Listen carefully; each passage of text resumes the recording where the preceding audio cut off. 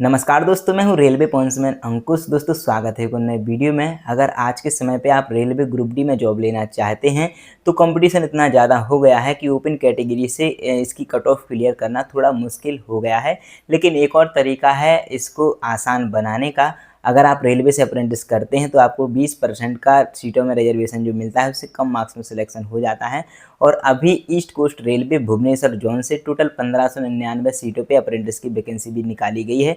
तो अगर आप 10th के साथ साथ किसी भी ट्रेड से ITI किए हुए हैं तो इसमें अप्लाई कर सकते हैं। ऑल इंडिया ये जो है वैकेंसी आती है।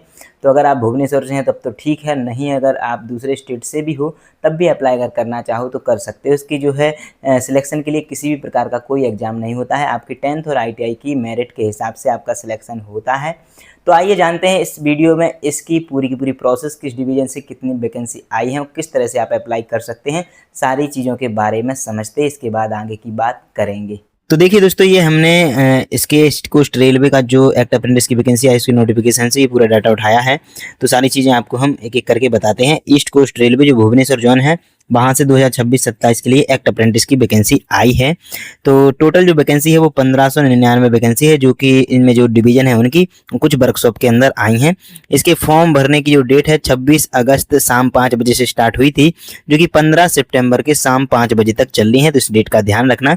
अगर हम डिवीज़न वाइज अगर वैकेंसी की बात करें तो जो खुर्दा रोड है उसमें 1773 टोटल वैकेंसी है। RGDA डिवीज़न में 292, संबलपुर में 262 और मंचेश्वर में जो CRW है उसमें 250 और हेडक्वार्टर भुवनेश्वर में 22 सीटें हैं। टोटल मिला के 1599 सीटें ये हो जाती हैं जिनके लिए आप अप्लाई कर सकते हैं।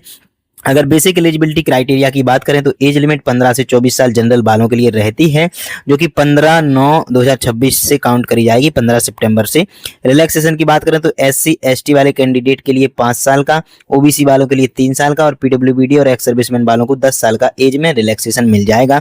एजुकेशन क्वालिफिकेशन में 10th चाहिए होगी आपको मिनिमम 50% मार्क्स से, और ITI चाहिए पड़ेगी। टेक्निकल कोई सा भी ITI की जो ट्रेड है उस ट्रेड से आप फिल कर सकते हैं। लेकिन इनका जो रिजल्ट है वो आ जाना चाहिए 10th का तो आ ही जाएगा जब ITI का आएगा। तो ITI का जो रिजल्ट है वो बेटिंग में नहीं होना चाहिए आप, नहीं तो फिर नॉट एलिजिबल हो जाएंगे। और अगर ट्रेड की बात करें तो मैकेनिकल जो इंजीनियरिंग वाली ट्रेड है, fitter welder, machinist, Turner, black Smith, driller और ग्राइंडर। तो इलेक्ट्रिकल वाली, टेक्निकल और सिविल और अदर जो ट्रेड हैं, कारपेंटर, पेंटर, प्लम्बर, ये सारी, तो यहाँ पे इनसे आप अप्लाई कर सकते हैं। अगर एप्लीकेशन फीस की बात करें तो UR और OBC कैंडिडेट के लिए 100 रुपये देने पड़ेंगे फॉर्म भरने के लिए। वहीं जो SC ST PWBD और जितने भी वुमेन कैंडिडेट हैं उनके लिए पूरी तरह से फीस में छूट रहेगी, मतलब एक भी रुपया इनका फीस का नहीं लगेगा। और यहाँ पे नोट लिखा है कि जो पेमेंट है वो ऑनलाइन ही किया जाएगा, जिसमें debit card, credit card, UPI और नेट बैंकिंग शामिल रहेगा। प्योरी जो इसका सिलेक्शन है वो मेरिट बेस पे होगा, मतलब कि जो 10th के आपके मार्क्स हैं प्लस जो ITI के मार्क्स हैं, इनका जो एवरेज है वो निकाला जाएगा और एवरेज के हिसाब से जो है आपकी मेरिट बनाई जाएगी। इस बात का ध्यान रखना। इसमें किसी भी प्रकार का कोई एग्जाम नहीं होगा। आपका जब मेरिट में नाम आ जाएगा तो फिर आपका डॉक्यूमेंट वेरिफिकेशन किया जाएगा, जिसमें आपके जो है जो डॉक्यूमेंट है वो मांगे जाएंगे, बेसिक आधार कार्ड और जो आपकी क्वालिफिकेशन है वो। मेडिकल टेस्ट भी आपका कराया जाएगा, जो कि गवर्नमेंट डॉक्टर्स होते हैं जो रेलवे की ही हॉस्पिटल में कराया जाता है। कुछ मैंडेटरी डॉक्यूमेंट्स की बात करें जैसे कि पर्सनल डिटेल के लिए आधार कार्ड रहेगा, इसमें फोटोग्राफ भी रहेगा, जो कि हम मतलब कि हाल ही की फ़ोटो होनी चाहिए, सिग्नेचर भी रहेगा। इसके अलावा जो क्वालिफिकेशन में बताया था कि 10th और ITI का सर्टिफिकेट, चाहे वो NCBT का हो चाहे वो SCBT का, दोनों चलते हैं। डेट ऑफ बर्थ प्रूफ के लिए 10th की मार्कशीट ही मांगी जाती है। कैटेगरी कोटा की बात करें तो कास्ट सर्टिफिकेट अगर आप लगाएंगे, SC ST OBC वाले कैंडिडेट हैं, या फिर EWS या PWBD जो सर्टिफिकेट होता है वो आप लगा सकते हैं, या फिर एक्स सर्विसमैन कैंडिडेट हो तो एक्स सर्विसमैन वाला जो डिस्चार्ज और सर्विस का सर्टिफिकेट होता है सर्विंग, तो वो लगा सकते हैं। अप्लाई आप www.rrcbbs.org.in इस वाली वेबसाइट से जाके कर सकते हैं, या फिर sarkariresult.com पे जाके भी डायरेक्ट कर सकते हैं। कुछ बेनिफिट्स हैं जो कि आपको अप्रेंटिस करने के बाद मिलते हैं, जैसे कि रेलवे ग्रुप डी की जॉब में कोटा मिल जाता है। जो भी CC वाले कैंडिडेट होते हैं, जब आपको NSC सर्टिफिकेट मिल जाएगा तो 20% का वैकेंसीज में आपको रेलवे ग्रुप डी की डायरेक्ट ही कोटा मिलेगा, जिससे बहुत कम मार्क्स में नॉर्मल कैंडिडेट के मुकाबले आपका सिलेक्शन हो जाता है। इसमें आपको मंथली स्टाइपेंड भी दिया जाता है, मतलब कि हर मंथ आपको एक सैलरी के रूप में फिक्स पैसा दिया जाएगा, जो कि 7 से लेके 10,000 अलग अलग जोन में रहता है। किसी जोन में 7,000, किसी जोन में 7,500, इस तरह से 10,000 तक दिया जाता है। वहीं आपको जो NCVT सर्टिफिकेट मतलब कि NSC सर्टिफिकेट दिया जाएगा, तो जो मतलब प्राइवेट वर्कशॉप या जो फैक्ट्री वगैरह होती है वहाँ पे आपको प्रायोरिटी दी जाती है। कुछ इंस्ट्रक्शंस हैं जो कि कैंडिडेट को ये भी ध्यान में रखनी चाहिए कि आप जब करने जाएंगे अप्रेंटिस तो वहाँ पे आपको हॉस्टल की फैसिलिटी नहीं दी जाएगी, खुद से ही अपना जो है अरेंजमेंट करना पड़ेगा रहने का और खाने का।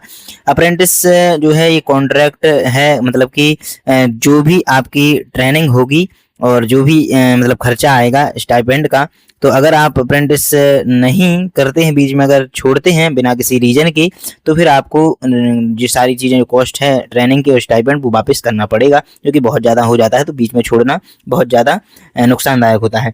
अब इसमें नो एम्प्लॉयमेंट गारंटी भी रहती है, मतलब कि आपको ज़रूरी नहीं है कि अप्रेंटिस कर लिया तो आपको नौकरी ही दी जाएगी, बस आपको 20% का कोटा दिया जाता है, प्राइवेट कंपनी में प्रायोरिटी दी जाती है, लेकिन गारंटी नहीं देते हैं कि आपको जॉब ही दी जाएगी। बाकी जहाँ पे आपको अप्रेंटिस करने के लिए जगह दे दी जाएगी उससे कोई भी ट्रांसफ़र नहीं मिलेगा, मतलब कि आपकी जो जगह है वो चेंज नहीं होगी। वर्कशॉप मिली है तो वर्कशॉप में ही करना पड़ेगा, जो भी डिवीज़न मिली है डिवीज़न में, और जो ट्रेड मिली है उसी ट्रेड में आपको अप्रेंटिस करनी पड़ेगी।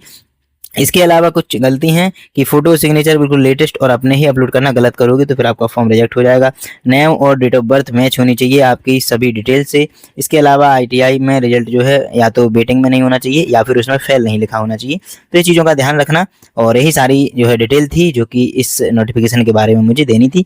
तो अपनी जो अप्लाई डेट है 26 अगस्त से 15 सितंबर तक चलने वाली है, तो जो भी अप्लाई करना चाहते हैं कर सकते हैं। ऑल इंडिया कैंडिडेट इसमें अप्लाई कर सकते हैं, चाहे वो किसी भी स्टेट से हो। तो दोस्तों ये थी रेलवे से अप्रेंटिस करने के लिए ईस्ट कोस्ट रेलवे से आई हुई 1599 वैकेंसी की पूरी जानकारी। उम्मीद है कि आपको सारी चीज़ें समझ में आ गई होगी। अगर फिर भी कोई डाउट बचा है मन में तो कमेंट सेक्शन खुला हुआ है, आप बेझिझक लिख सकते हैं। और अगर आपको ये वीडियो पसंद आई हो तो वीडियो को लाइक करके अपने सभी दोस्तों के साथ शेयर भी कर सकते हैं। अगर आपका कोई स्पेसिफिक डाउट है तो आप मुझे इंस्टाग्राम पे भी मैसेज कर सकते हैं। इसके अलावा टेलीग्राम की और इंस्टाग्राम की लिंक बायो में और वीडियो के डिस्क्रिप्शन में मिल जाएगी, तो वहाँ से जाके आप मुझे ज्वाइन कर सकते हैं। तो चलिए दोस्तों, आज की इस वीडियो में यही एक छोटी सी इन्फॉर्मेशन थी। उम्मीद है कि आपकी वीडियो पसंद आई होगी। वीडियो पसंद आई है तो वीडियो को लाइक कर देना और चैनल को सब्सक्राइब जरूर कर लेना। धन्यवाद।